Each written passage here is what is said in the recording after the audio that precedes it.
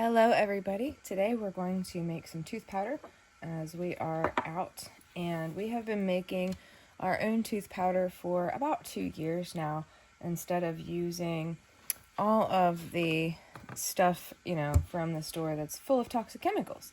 So we use a recipe from Doug and Stacy from the YouTube channel Off Grid with Doug and Stacy, and I'm going to show you the recipe here real quick. I tried this recipe the first time we did it exactly as it's written, but we have tailored things to our liking over time, so we no longer use the stevia. It just didn't taste right to us, but you're free to use it if you like. We no longer use the cinnamon and cloves, which we did at first. There's nothing wrong with that. We just decided that the essential oil method is going to be better for us. So today we're going to stick with the bentonite clay, the salt, and the baking soda. Okay. So when you're using bentonite clay, you want to make sure you use a wooden spoon because metal can react with the clay and reduce some of its beneficial properties. We buy Redmond's bentonite clay. This little container here we find at our local, it's kind of like a Whole Foods store, not the brand Whole Foods, but it's called Mother Earth Foods, and it's just a little store that sells organic products.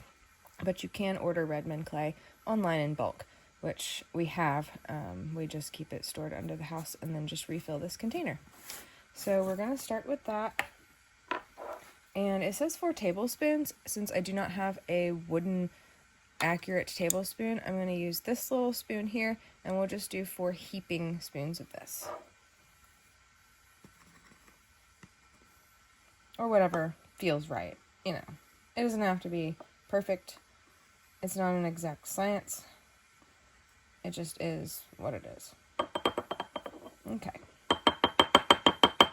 So we've got our 4 spoonfuls of bentonite clay. Bentonite clay is really great for drawing toxins out of the body.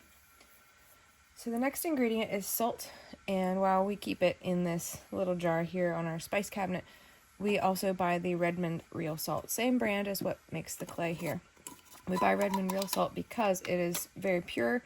It's not been altered or messed with, and it still has all of the minerals intact that are essential for your body. So this says 1 teaspoon of salt. Of course, you can adjust these things based on your liking.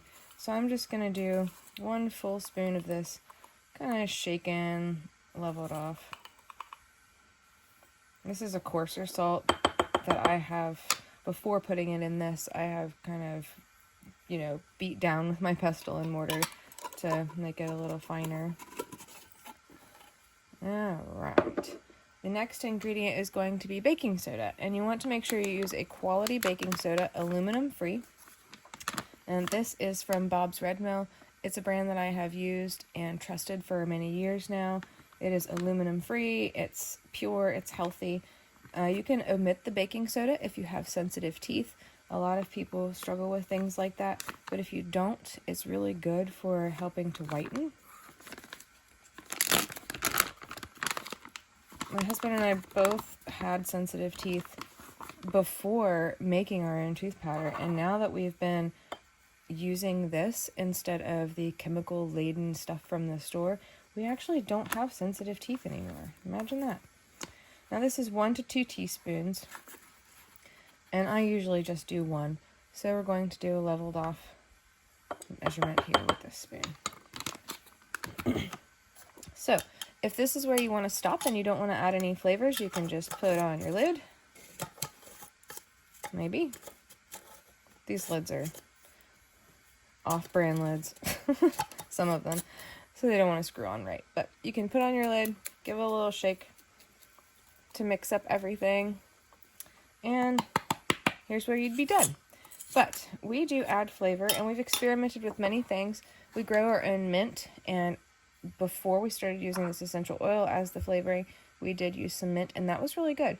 It tasted good. I just ground it up in our pestle and mortar. You can grind it up in a coffee grinder, whatever you'd like.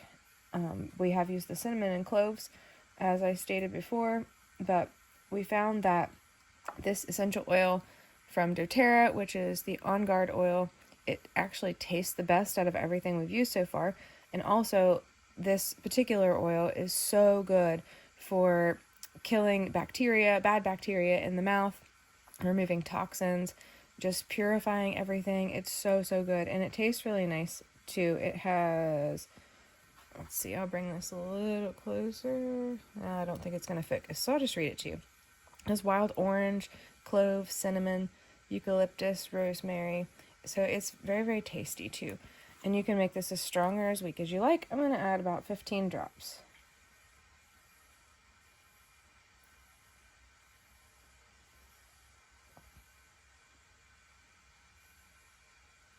Okay, so I was worried the first time I used the oils that it wasn't going to mix because it's oil and powder.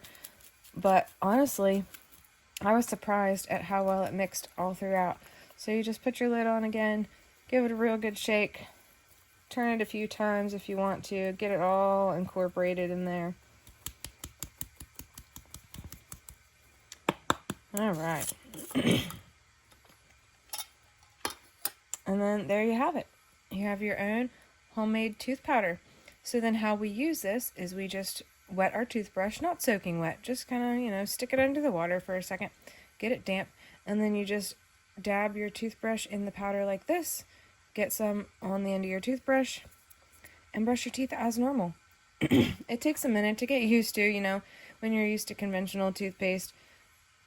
This tastes a little strange, but honestly, now that we're used to it, I have tried to use conventional toothpaste when I was in a situation where that was the only thing I had, and it honestly made me sick. So we are just so used to this and how it is now, we would never go back to anything else. So there we go, and I have proceeded to make a mess. Sorry about that. I have this cute little label I've put on here that says teeth, and we just keep this in our bathroom sink cabinet. So if you have any questions, please feel free to ask them below. I'd be happy to answer them. And just have fun with it. Experiment with your own flavors and whatever you might like. And once you get used to this, you won't be sorry you started. I promise. We'll see you next time, guys. Bye-bye.